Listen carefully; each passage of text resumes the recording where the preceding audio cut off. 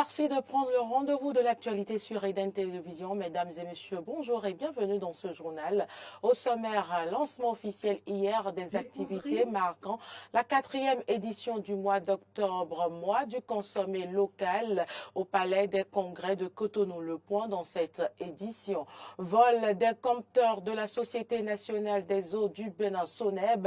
Le phénomène prend de l'ampleur dans plusieurs quartiers de nos villes. L'école primaire publique Saint-Jean III en a été victime. On en parle dans cette édition. Et puis, hors de nos frontières, le président français s'est exprimé hier à propos des réformes constitutionnelles qu'il souhaite engager.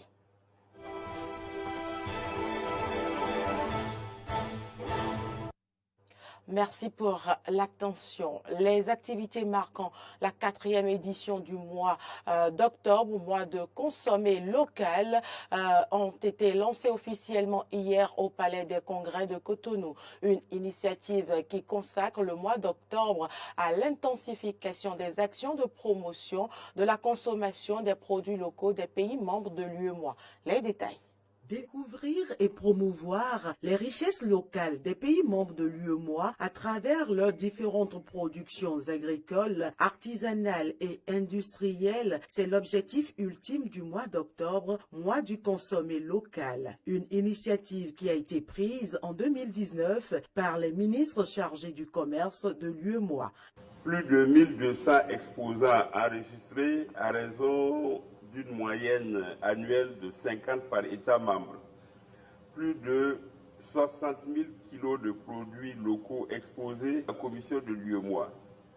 On note 75 exposants enregistrés, 5 625 tonnes de produits d'origine UEMOA promus, dont 3 750 tonnes vendues, plus d'1 million de visiteurs et d'acheteurs de produits enregistrés. Cette 4e édition qu'accueille le Bénin vient donc pérenniser cette initiative dont l'importance n'est plus à démontrer. Elle contribue non seulement à la promotion des productions locales, mais aussi à renforcer la coopération entre les pays membres de l'institution. C'est d'ailleurs ce qui justifie le thème retenu pour la première édition tournante du mois d'octobre, mois du consommé local.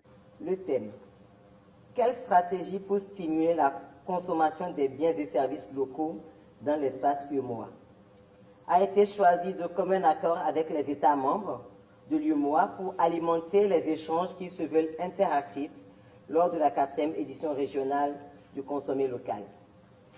Alors, je crois que le thème, c'est une question. Vous êtes d'accord que la première réponse à cette question, c'est d'abord le patriotisme. Nous devons aimer ce que nous produisons et nous devons produire ce que nous aimons consommer.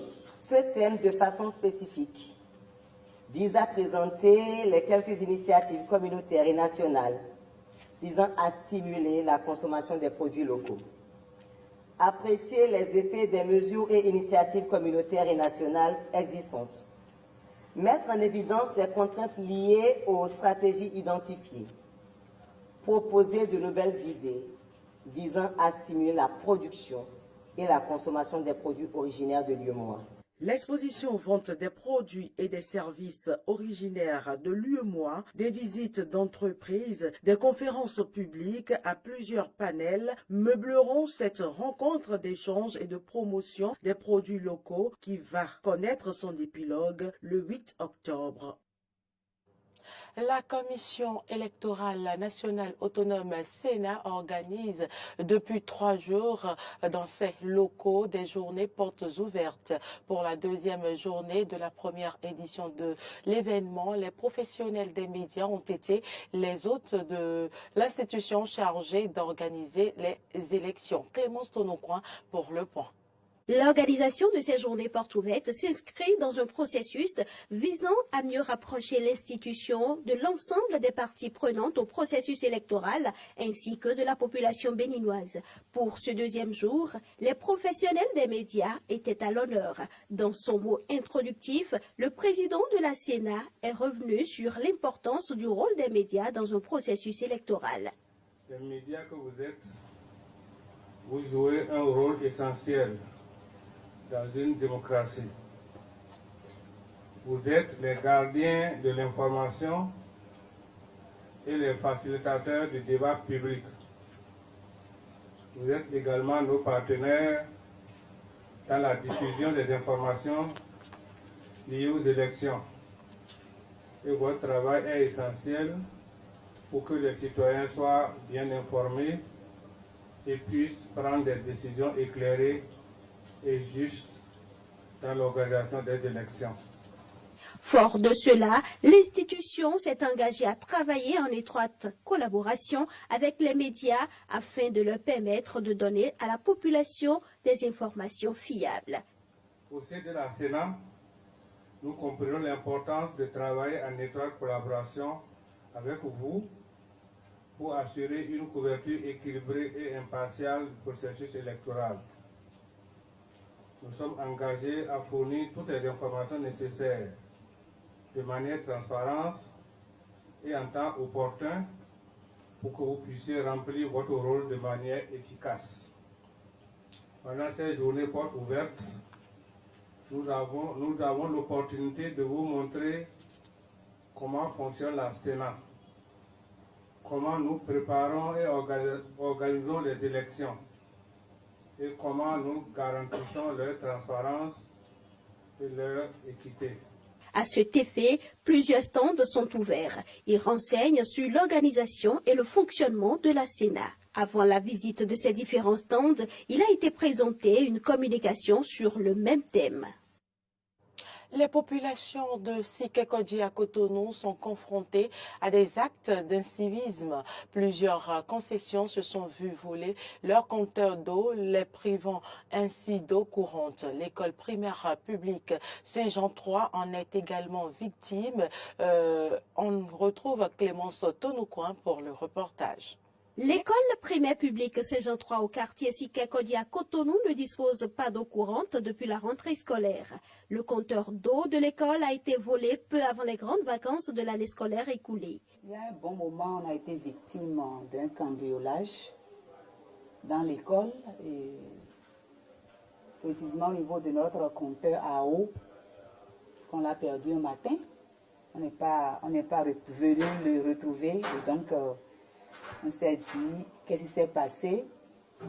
C'est là qu'on a compris que tout le matériel, tout le support était parti. Donc il y avait de l'eau dans la maison et tout. On a dû interpeller la SONEB, le service de dépannage de la SONEB qui est venu arrêter. Et on a fait notre déposition au commissariat, le plus proche d'ici également. Et ce n'est pas la première fois, parce qu'avant que le compteur ne soit enlevé, 2-3 semaines à l'avance, ils étaient venus d'abord enlever tout ce qui est robinet dans les toilettes des enfants, du personnel aussi. Donc c'est après 2 semaines de ça, là maintenant, que nous avons constaté notre compteur qui est parti, qui est volé. Ce cas de vol n'est pas le premier enregistré dans cette école, mais la directrice écarte toute hypothèse de sabotage et parle plutôt de l'incivisme. Dans la période où mon compteur était volé, le voisin d'à côté, il a été victime également. Lui, à son niveau, même c'est 3 compteurs dans la maison et tout était parti la même nuit. Et donc, c'est un truc qui est vraiment récurrent et très fréquent dans la zone d'ailleurs, parce que ce n'est pas la première fois. Même à temps perdu, sans que nous constations le compteur parti, il y avait déjà dans les classes où ils venaient pour défoncer les armoires, voler les manuels et tout. On a toujours fait les rapports là, tout le temps. Je suis rentrée dans les démarches qu'il faut avec la SONEB. Et le vendredi, la SONEB était venue déjà faire le constat du branchement et tout. Et j'attends le devis cette semaine pour pouvoir m'approvisionner. Consciente de ce que la seule solution à ce problème serait de doter l'école de gardiens, Nardine Taounon, épouse Aweya, appelle au secours les autorités en charge de l'éducation. Je demande aux autorités qui nous suivent en ce moment de bien vouloir doter nos écoles de gardiens. On en a vraiment besoin. Je sais, j'ai foi que le projet existe déjà. Vers la fin de l'année scolaire écoulée, on nous a demandé de faire le point des écoles qui ne disposent pas de gardiens. Donc, on a compris que quelque chose se fera à la rentrée. Et donc, on est toujours là, on attend. En attendant que tout le rentre dans l'ordre, les élèves font la corvée d'eau. L'association béninoise Eau et Énergie ABEE a réagi face à ce phénomène de vol de compteurs de la SONEB dans les quartiers et villes du Bénin. C'est le professeur de mathématiques Antoine Lacoussan, secrétaire du comité des experts de ABEE, qui s'est prononcé au micro d'Eden TV. Suivez plutôt. Et ce phénomène de vol des compteurs devient de plus en plus récurrent. Nous avons tenté à plusieurs reprises nous-mêmes nos enquêtes. Nous avons ciblé des endroits où le vol est bien concentré. Et nous avons découvert qu'en réalité, c'est beaucoup plus ceux qui viennent installer les compteurs, ceux qui viennent travailler pour le compte de la SONEB, c'est eux d'abord les premiers soupçonnés dans ce cas de vol. Ça dit, vous avez aujourd'hui la SONEB a des prestataires externes qui partent dans les maisons pour les coupures. On ne sait pas pourquoi, en temps, c'était les agents de la SONEB même qui le faisaient. On a maintenant confié ce travail-là à des prestataires externes qui doivent partir dans des maisons. Subitement, vous voyez certains dans la rue où ils vous disent que non, ils ne sont plus là, ils sont partis. Vous êtes partis, pourquoi? Ceux-là qui vous avez laissé pendant un moment le paquetage de la maison. Et qui sont habitués peut-être dans certaines maisons, qui reviennent pour dire que c'est pour faire mon tel travail. Mais vous, en toute confiance, vous les laissez venir. Pensez à qu'ils travaillent. Ils sont venus pour le vol. Et ils ont une manière de voler aujourd'hui. Ils font partie même le compteur sans que l'eau ne passe. Mais vous portez plainte, vous allez à la SBE, à la SONEB pour porter plainte. On vous dit d'abord que allez vous déclarer comment on appelle à la police. La responsabilité est bien partagée. D'ailleurs, même à 75%, d'abord, c'est la responsabilité de la SONEB. Quand vous venez poser le compteur, c'est d'abord la SONEB qui définit l'endroit approprié. Quand elle vient chez vous, oui, on peut poser à tel endroit, oui, ça peut être posé dans telle condition. C'est la SONEB qui définit pour cette condition-là. Vous n'imposez rien. C'est la SONEB pose et voit maintenant que dans cette condition, ça peut rester là, personne ne va voler. Mais c'est la responsabilité de la SONEB. Si c'est le coup que les gens sont déchargés, mais il n'y a-t-il pas demander de faire des compteurs sans que. Il doit en avoir. Mais on continue toujours d'importer des compteurs. La SONEB ne fabrique pas les compteurs. C'est des contrats de prestations, bien sûr, avec d'autres importateurs. Ok, si les compteurs doivent venir, mais commandez des compteurs sans la matière là, qui attire les gens pour qu'ils volent. Cette solution a été proposée depuis plusieurs années, pas à BE, mais la SONEB va toujours, comment dit-on, une collaboration assez terne avec notre structure. Nous nous efforçons parce que c'est une structure qui défend les droits des consommateurs et en même temps se veut un droit de regard sur l'argent du contribuable. ABE, c'est 530 plateformes de communication. C'est une opportunité que la SONEB peut saisir et changer un peu la donne. Nous appelons alors le DG à revoir un peu sa copie, à changer un peu de politique et comprendre que nous ne sommes pas là pour détruire la SONEB, mais nous sommes là pour faire de la SONEB une grande structure. Actualité en dehors du Bénin, IVG Corse, référendum. Le président de la République française s'est exprimé hier à propos des réformes constitutionnelles qu'il souhaite engager. Il a prononcé un discours à l'occasion de la promulgation de la Constitution de 1958 par le général de Gaulle. Les détails avec nos confrères de RT. La Constitution française célèbre son 65e anniversaire. À l'occasion, le président de la République a prononcé un discours au Conseil constitutionnel devant lequel nous nous trouvons actuellement. Il estime en effet essentiel, nécessaire, une révision de la loi fondamentale. Cette Constitution stable est un bien à préserver. Je ne crois pas qu'il soit dans l'intérêt de la France de changer de république. Toutefois, je crois que notre Constitution mérite d'être révisée quand cela est nécessaire. Pas de 6e République, mais une révision de la 5e. Pourquoi? Eh bien pour étendre par exemple le champ référendaire, simplifier le RIP, le référendum d'initiative partagée, qui n'a pourtant jamais été évoqué par la majorité pour la privatisation de l'aéroport de Paris ou alors pour la réforme des retraites. On rappelle que cette loi, cette réforme a été adoptée sans vote du Parlement et contre l'avis général des Français. Alors le chef de l'État d'État a aussi émis l'idée d'inscrire dans la Constitution la protection du climat, un statut nouveau, un statut d'autonomie pour la Corse ou encore l'interruption volontaire de grossesse. Dans l'opposition, on dénonce en réalité une volonté d'Emmanuel Macron d'accroître son pouvoir. Macron, sur la Constitution, veut augmenter son pouvoir pour contourner le Parlement et mettre un verrou au référendum d'initiative populaire. Face à la crise démocratique, il nous faut l'Assemblée constituante, pas des caprices du monarque. #Macron, discours vide et référence bonapartiste. La Ve République est malade. Malade de l'hyper-présidentialisme autoritaire, d'un pouvoir qui gouverne sans le peuple à coups de dizaines de 49-3, de l'abstention, du piétinement des principes de république sociale et démocratique.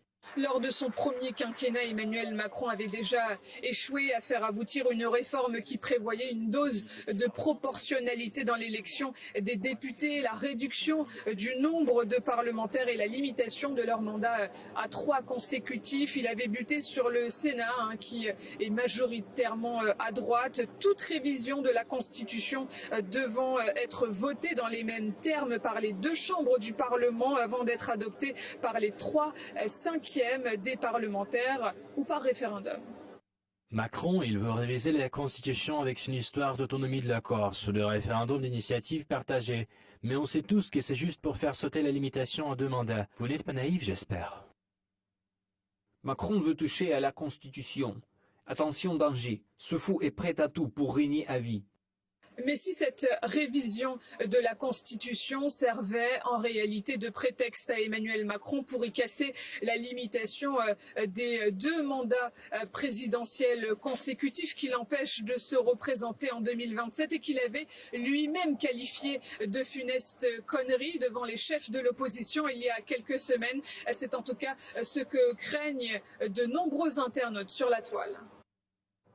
Et puis ce sera tout pour cette édition. Merci pour l'attention. Les informations se poursuivent sur nos différentes plateformes. Bon appétit à vous.